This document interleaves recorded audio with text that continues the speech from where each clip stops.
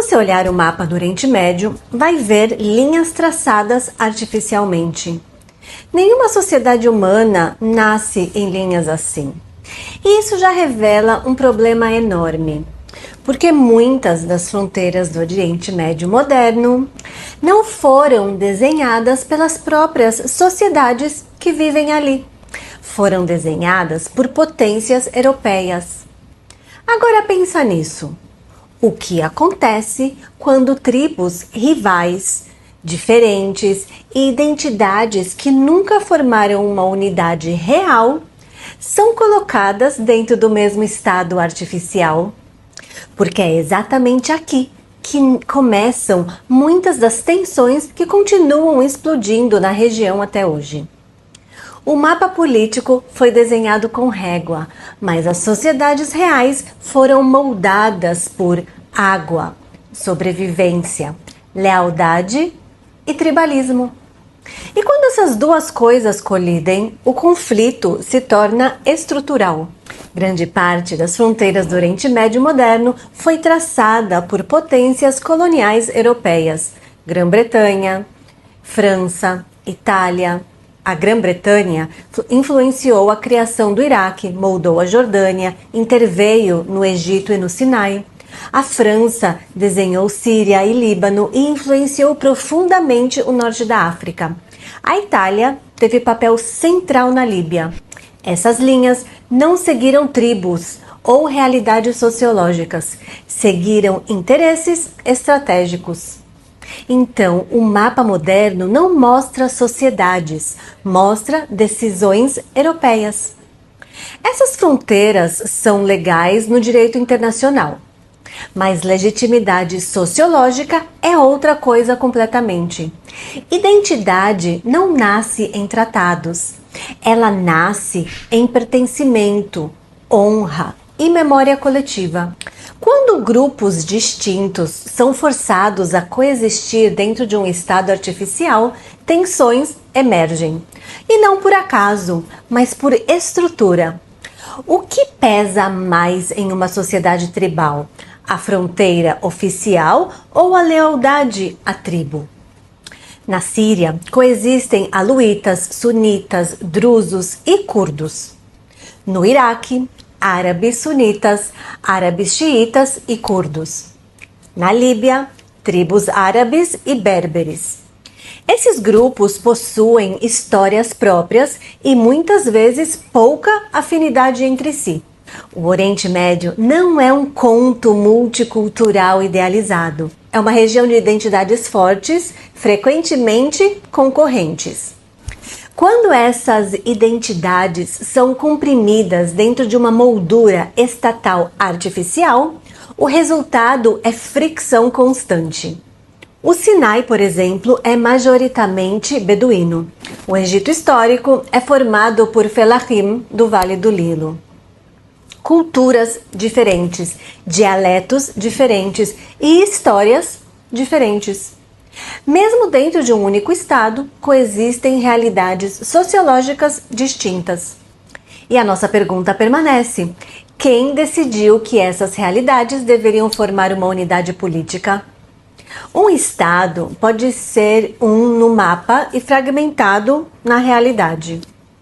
Grande parte da violência interna na região está ligada a estados construídos ignorando estruturas tribais.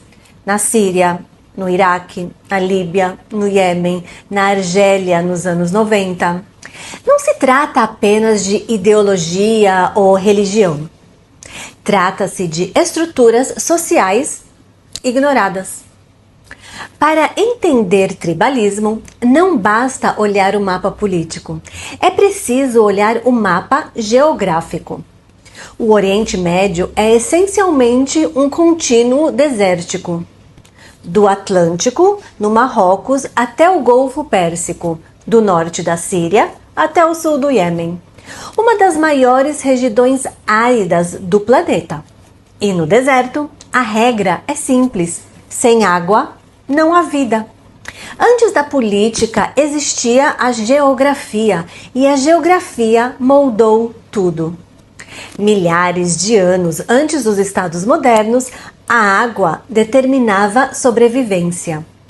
Poços, nascentes, reservatórios naturais, fontes que podiam secar rapidamente. Se um grupo possuía água, precisava defendê-la.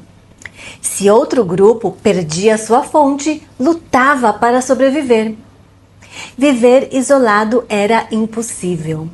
Sobreviver exigia grupo. A estrutura mais coesa possível era a família ampliada: pais, filhos, netos, primos, descendentes por gerações. Quanto mais abundante a água, maior o grupo. Quando os recursos diminuíam, ocorria a divisão. A própria narrativa de Abrão e Ló ecoa essa lógica. A água determina o tamanho da tribo. Mas e se a coesão familiar não fosse apenas cultural, mas questão de sobrevivência? Casamentos entre primos não eram exceção, eram estratégia. Preservavam coesão, evitavam infiltração externa e fortaleciam alianças internas.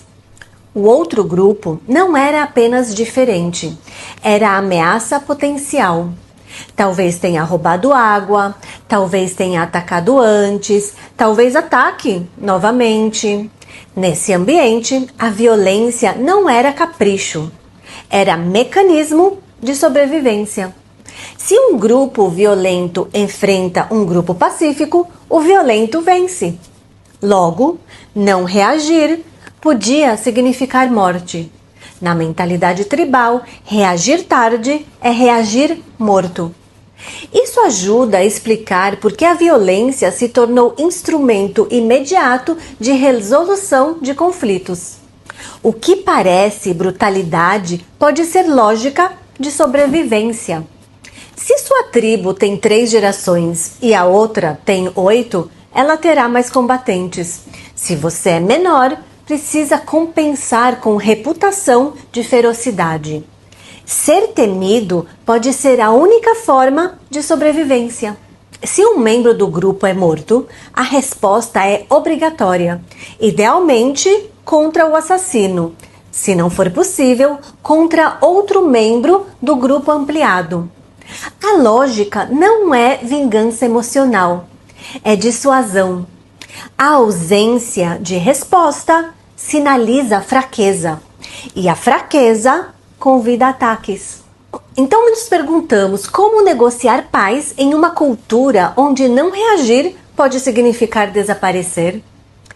Grande parte da população tradicional do Iraque se organizou ao longo do rio Tigres e Eufrates. A sobrevivência depende desses cursos de água. Cada tribo protege seu território, seus campos e seus recursos. Milícias tribais surgiram como mecanismo de defesa.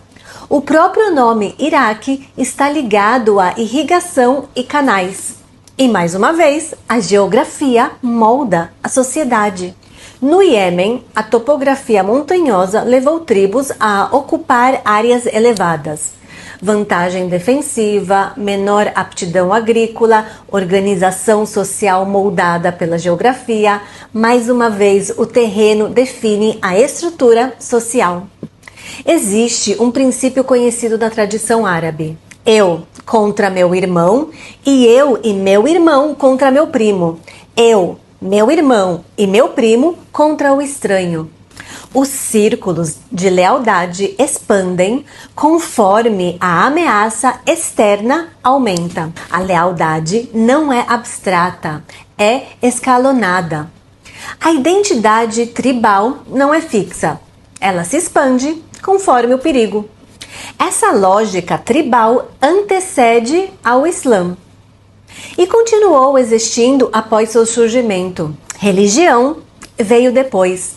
A estrutura social já existia. E isso muda completamente a forma de interpretar conflitos atuais. Hoje vimos como o Oriente Médio foi desenhado.